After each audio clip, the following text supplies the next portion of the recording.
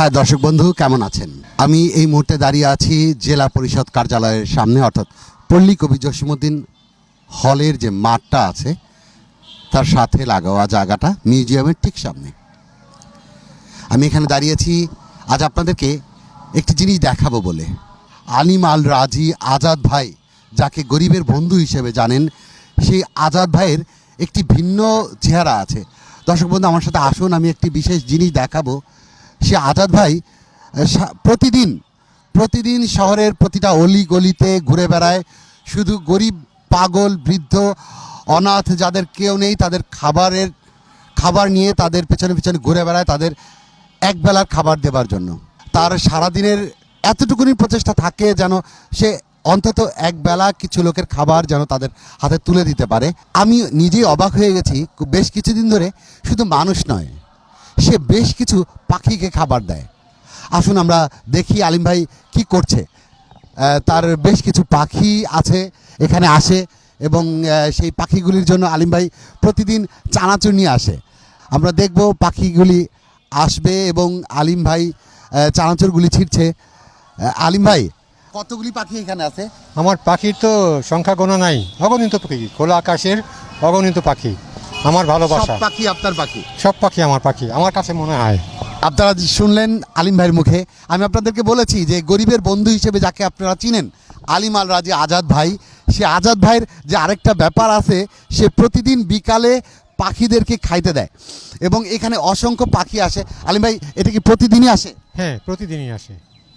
প্রতিদিন আমি খাবার ছিটায় একটু দূরে যাব আর পাখিরা এক এক করে সব আসবে, ঝাঁকবে।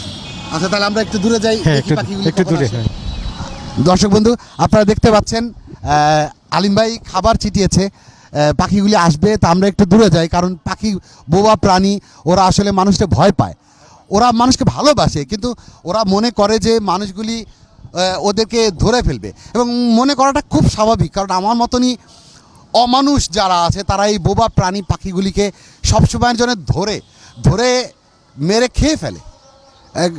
আসলে এগুলি মানুষ বলা চলে না, আমার মতন অমানুষ যারা আছেন, যারা এই পাখিগুলির সাথে এমন অত্যাচার করে যার বিনিময়ে পাখিগুলি ভয় পায়। তা না হলে পাখি কিন্তু ভয় পাওয়ার কথা ছিল না। আমি একটু বলি, নিঃসন্দেহে এই পাখি আপনার যতটা প্রিয়, পাখিগুলো আপনার যতটা বন্ধু হতে পেরেছে, আমার বন্ধু এখন হয়নি।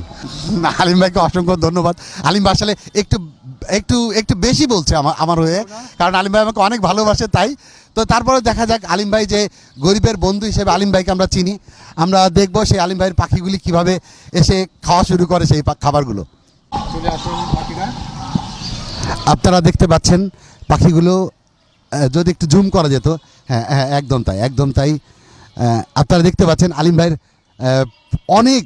অনেক পাখি, এখানে অনেক পাখি এসেছে, কি যে ভালো লাগে। আলিম ভাই এখানে চানাচুর ছিটিয়ে রেখেছে পাখিদের জন্য।